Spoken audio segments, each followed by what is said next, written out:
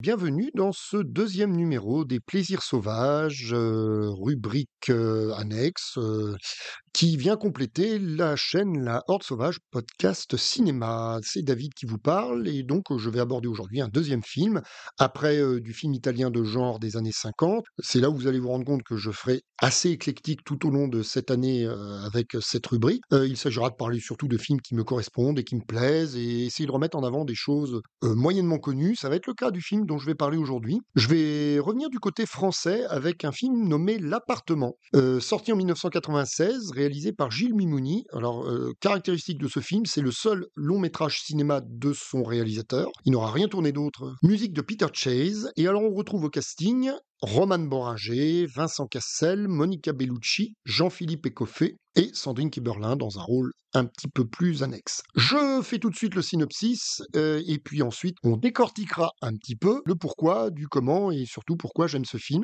et ce qui est intéressant dedans. Donc le synopsis, Max, donc joué par Vincent Cassel, est sur le point de se marier. Alors qu'il s'apprête à partir en voyage d'affaires au Japon, il croit reconnaître la voix de Lisa, son ex-petite amie, jouée par Monica Bellucci, dans un bar. Il n'a plus alors qu'un seul objectif, retrouver la jeune femme. On va comprendre au fur et à mesure du récit ce qui s'est passé 2 ans plus tôt, au moment où ils se sont a priori quittés. Donc l'appartement est l'unique long métrage de Gilles Mimouni, je l'ai dit, qui est à la fois scénariste et réalisateur. Il est né en 1956 et il a donc, pour ainsi dire, 40 ans quand il tourne ce film. Ce qui est déjà un bel âge, en général, il y a pas mal de cinéastes qui commencent plus tôt. Le casting est composé de figures qui perceront dans les années suivantes. Alors Vincent Cassel, qu'on ne présente plus, de même que Monica Bellucci, ils vont se rencontrer sur ce tournage. Donc en 1996, je le redis, et on sait qu'ils passeront de nombreuses années ensemble ensuite. Alors, autre caractéristique artistique de ce couple, emblématique, c'est qu'ils tourneront également d'autres fois ensemble. Ils vont tourner Doberman, alors de mémoire l'année qui suit l'appartement, le film de Yann Kounen donc, Le Pacte des loups de Christophe Gans, ou encore Irréversible de Gaspard Noé, et puis Agent secret de Frédéric Schondorfer.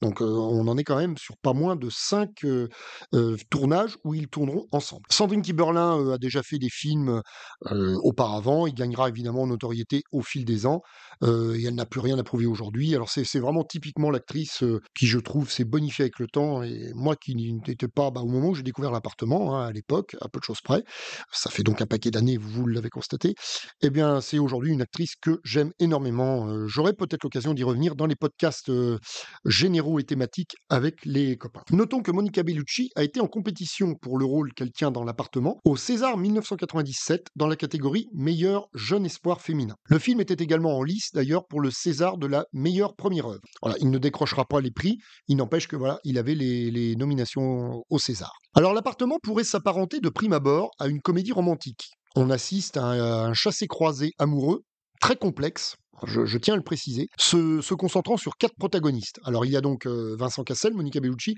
Roman Boringer, et puis je l'ai cité au début, Jean-Philippe Écoffé, qui est on va dire, le meilleur ami du personnage de Vincent Cassel. Donc on est sur un chassé-croisé de 4 personnages. Donc narration très resserrée en termes de protagonistes, mais extrêmement complexe dans sa manière d'amener les événements et puis surtout dans ses ramifications. La narration est un vrai puzzle donc qui prend son sens au fur et à mesure, expliquant des voix au téléphone, des protagonistes bousculés par un autre, mais qu'on ne distingue pas vraiment.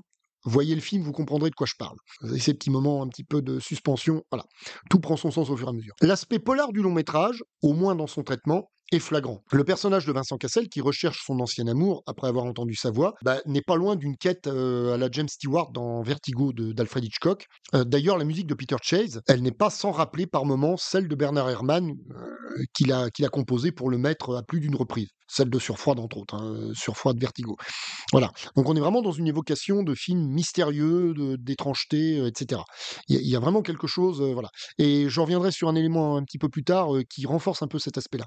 Les passages les plus chargés de suspense sont donc vraiment accompagnés à la fois de la musique et puis de ce traitement à la fois dans l'image, dans la narration, qui est capable d'être lente et puis aussi de prendre son temps par moment. Il y a vraiment quelque chose souvent en suspension dans le film, qui est pas inintéressant. Alors du suspense, il y en a, entre le fait qu'on se demande régulièrement si les personnages vont parvenir à se retrouver, jusqu'à cette scène dans la rue, alors absolument incroyable, où Gilles Mimouni orchestre une chorégraphie hallucinante des corps qui ne se font jamais face. Alors je pense à une scène, vous voyez le film pour vraiment comprendre de quoi je parle, mais vous avez une séquence où les personnages de Vincent Cassel et de Monica Bellucci sont dans la même rue. À aucun moment ils ne vont se voir. Pourtant, c'est pas faute de pas être loin l'un de l'autre. Voyez, par effet de montage, de positionnement des corps et puis bon bah d'événements un petit peu autour d'eux, c'est assez hallucinant. Moi, je trouve ça absolument fabuleux parce qu'on est à chaque seconde, on se dit ça y est, ils vont se voir, ils vont se voir.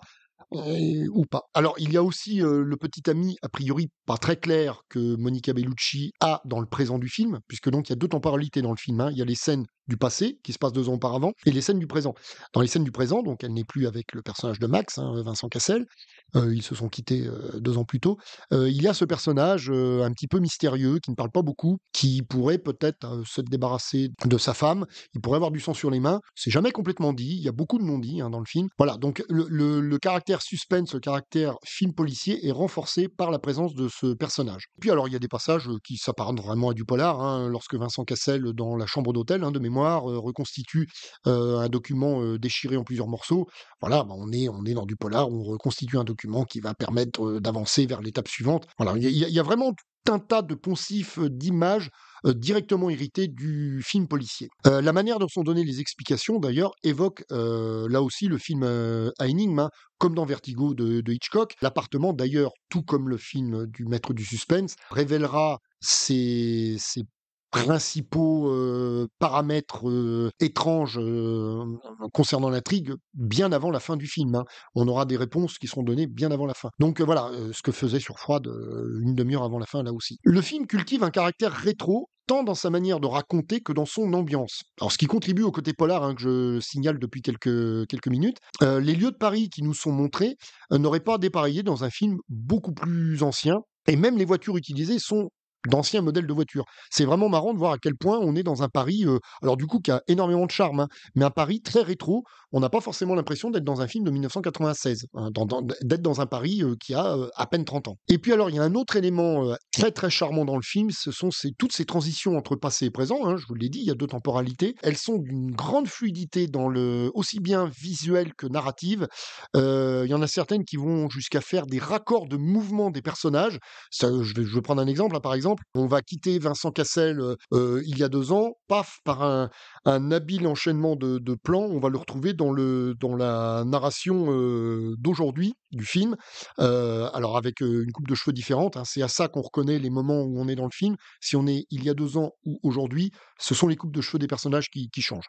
Vincent Cassel a une espèce de petite queue, une mini queue de cheval, Monica Bellucci a les cheveux plus longs, Roman Boringer a une coupe de cheveux assez ébouriffée, puis dans le présent, les cheveux beaucoup plus longs, comme Monica Bellucci d'ailleurs. Donc il y a vraiment un jeu là-dessus, mais qui permet du coup au spectateur de ne jamais se perdre dans la narration puzzle du film. On sait toujours si on est il y a 2 ans ou aujourd'hui. Donc ces transitions visuelles, moi je trouve qu'elles donnent une grâce supplémentaire au film, vraiment un traitement, comment dirais-je, qui relève de l'élégance. C'est un film, oui, que je trouve très élégant.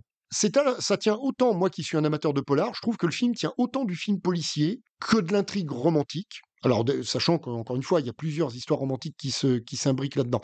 Je ne révélerai rien, j'essaye dans la mesure du possible de faire ces petites rubriques sans spoiler sur les films que je traite. C'est également la découverte de comédiens de talent qui, évidemment, confirmeront ce talent dans les années qui suivront. Et je trouve, à titre personnel, dommage que ce cinéaste, Gilles Mimouni, n'ait pas confirmé l'essai avec d'autres projets de long métrage par la suite. C'est un petit peu dommage parce que c'est vraiment un film que je trouve estimable et qui est aujourd'hui un petit peu oublié. Voilà. Moi, j'ai un vieux DVD pas top top, je dois vous le dire.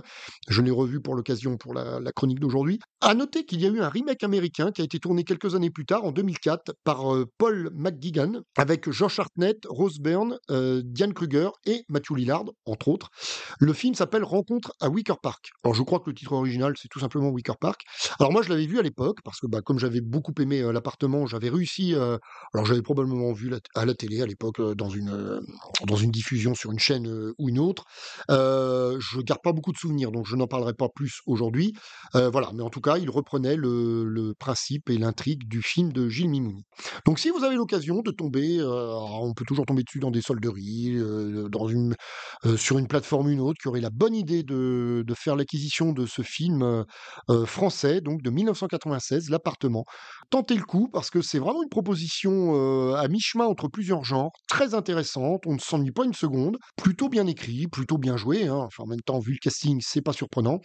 Moi, je vous encourage à aller voir ce film. Je suis content de le remettre un petit peu en avant aujourd'hui dans cette émission. Eh bien, j'ai fait un petit peu le tour. N'hésitez pas, bah, évidemment, dans des commentaires, à dire ce que vous avez pensé du film si vous le connaissez, et à poser des questions. Je peux essayer d'y répondre, évidemment, si j'ai les réponses. N'hésitez pas à vous abonner à notre page. Et puis, bah, je remercie les partenaires habituels. Merci à Michael, camarade de l'équipe de la Horde Sauvage, hein. Il fait partie des membres, des membres fondateurs. Il s'occupe à la fois du petit générique que vous avez le plaisir de voir en début de rubrique et puis du montage de mes émissions. Je le remercie. Et puis merci à Claude Turier qui est le dessinateur de la petite caricature que l'on retrouve également dans le générique. Voilà. Donc merci aux copains. Et puis je vous remercie d'avoir écouté ce numéro. À très bientôt pour un troisième.